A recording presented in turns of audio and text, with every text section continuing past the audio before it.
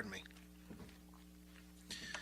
At the Infuse meeting, we were recently discussing the theme for the coming year with that, and with that, it kind of spurred up some of the stuff I've got today. The theme being accountable. The idea that, if we're accountable to God, we're accountable to the people around us, and that we need to hold ourselves accountable to those standards that we're going to try to preach to the world. And someone brought up as part of that the idea that a lot of the times on social media, we're not always who we seem in person. Where you'll have a conversation with someone on the street and they seem like good people, good upstanding Christians, but then you turn around and look at their Facebooks and F this and hating this over there and inappropriate jokes and what have you. And so that was one of the topics that got brought up, and that's something that I've noticed a lot, that I've been unfollowing people, not unfriending, but unfollowing people just because I'm tired of seeing some of their stuff come up in my feed.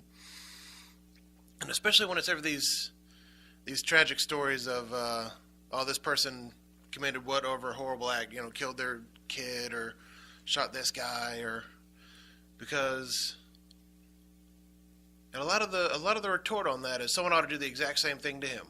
So when I read it just this morning, even someone had choked to death her own child for whatever reasons. She had some kind of backwards justification for what she was doing, but choked her out on her account. And of course, I've seen posts like someone ought to choke her out. And that sort of, I'll call it nonsense. And that ties into what I'm getting into is the idea of black and white and gray. Because, again, during this discussion, someone brought up the idea that not a lot of stuff is black and white. There's some gray. And I could argue that no, there is no such thing as gray at the end of the day, at least not in God's eyes.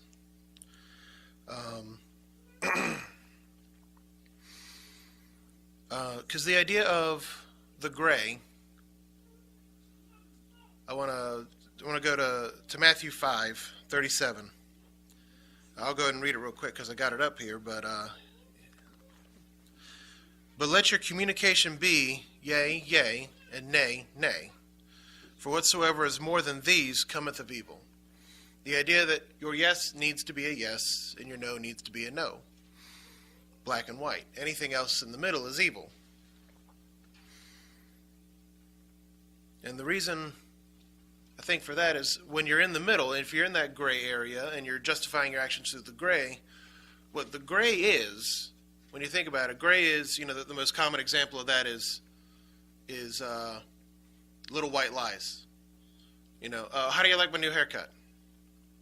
Well, it looks nice. That's the example everyone always wants to give on that. It makes me wonder whether or not we'll be allowed to have bad haircuts in the kingdom, so that we don't have to tell that white lie anymore. Yeah, it looks great. The fact of the matter is, it's still a lie, though.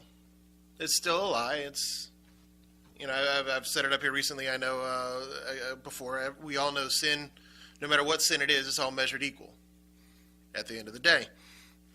No sin outweighs the other, and that's the problem with the gray, is that the gray allows us to put our own spin on it, our own judgment, the idea that this isn't bad enough that I should have to ask for forgiveness, or this isn't bad enough that I've actually sinned, which is the issue Jesus kind of came back to deal with, is the idea of, you haven't committed adultery yet if you're only thinking about it in your mind, but that, again, puts you into the gray. That's, you haven't done anything about it yet, but your attitude's wrong.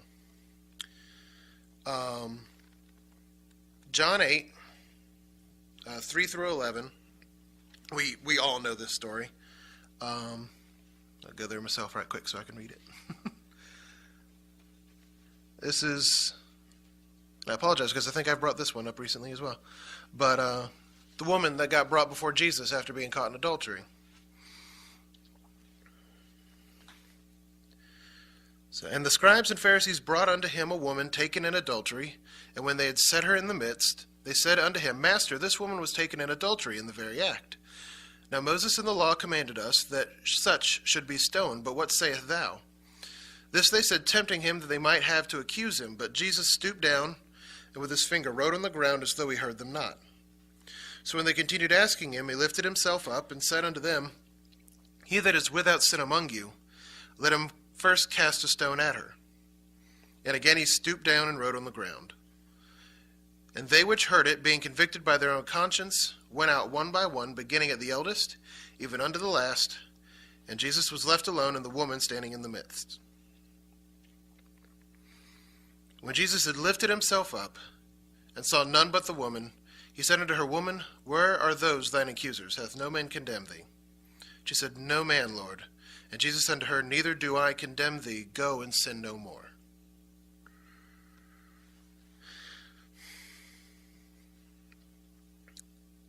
So a couple nuances I wanted to talk about there is that Jesus didn't say it's cool to.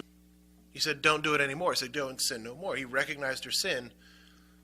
But the idea is, if I can reference Romans 6, the idea of being above the law under grace or under the law when you're sinning in it, that's the black and the white. The white is when you're doing right, when you're keeping the commandments. That's when you're under grace because of your efforts to not sin. But when you're under the law, that's when you're back in the black. But at the end of the day, it's for your reference, I don't think I need to read it to prove it. Leviticus 20, verse 10 is the verse where it says, if someone's caught in adultery, you're supposed to put them to death. So technically, at the end of the day, if they'd stoned her right then and there, they would have been within, the law of performing the law. Jesus wouldn't have been able to have condemned them either, as he didn't condemn her.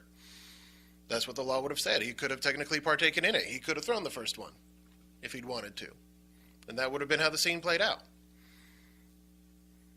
But the idea is, what he was trying to convey is that when you're there in the black, it's the responsibility of those around you to offer the white, just as he did.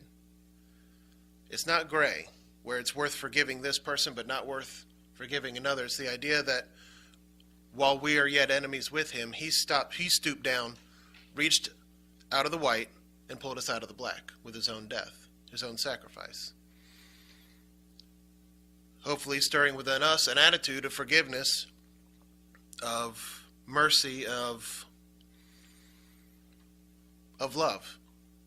I wanted another word, but that one I think just fits better at the end of the day. The idea that someone else is in the black, you offer the white, pull them back out of it. Be there for them. Because again, the idea of the gray is that you don't need forgiveness because your actions aren't that bad, or, I'm not really sinning, so it's not even a big deal. But it also means you don't need God. You don't need Jesus' sacrifice if your actions are in the gray. He says just a little later on to them, again, he says, You judge after the flesh, and I judge no man. And yet if I judge, my judgment is true, for I am not alone, but I and the Father that sent me. There's only one person here that can judge accordingly on what someone is worth or not, because at the end of the day, we're all in and out of that white and black, crossing that line over and over again, going back to him, hoping he'll pull us back into the white. And another nuance, like I said, a lot of people on these Facebooks is like, oh, this person, someone ought to choke her out, see how she feels, or something like that, choke her to death. That's what she deserves for what she's done. No one here came with stones. The imagery a lot of people paint when they do the movies or they tell the story over again, and everyone, one by one, they dropped their stones and walked away. No one had any stones. They didn't come ready to do that. They weren't ready to actually pull that off, so why should we have an attitude of that? Because unfortunately, what this Facebook, this kind of peels back into the social media aspect. I cannot remember the doctor's name who said it to save my life, but they said that what a lot of social media generates is the idea that you have become the star of your own reality show. That going up to these things and posting what you want to say is it's like going out to the window. Before the internet, before Facebook, it would have been the equivalent of going out to the window and just hollering out your opinion to everyone else in the world. Not everyone's going to hear it, and a lot of people are going to be going, huh? Because what is your opinion that is better than anyone else's at the end of the day? There's a detachment that you generate, that you're talking to the camera on these things. And so it's real easy to want to say, that person ought to be choked out. But if someone were to bring that woman to that person and say, okay, go ahead and do it. These guys weren't prepared to do it. And I doubt anyone out there saying this person ought to be, put to death their own way. I bet they're not willing to pull the switch either. Instead of having that attitude that we would not be prepared to go out with, maybe we should be the one that it's a lot easier to carry out on in forgiveness and in mercy. Jesus lamented, just kind of brought this back to mind, but Jesus lamented that the generation he was in was without faith.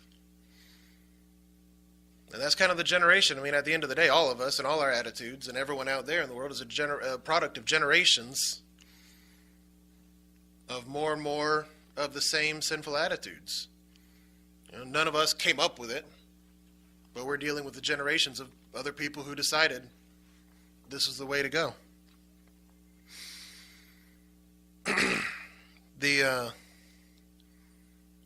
1 Timothy, I don't have it written down, I apologize. 1 Timothy, he wrote down, the law wasn't made for the righteous, it was made for the sinners. And the idea is that the righteous are already following the commandments. And that, again, that's the white. If we're living in the white, then we should also offer the handout to the people that we know are living in the black and bring them back in love. So that there together we can all be stronger in the white.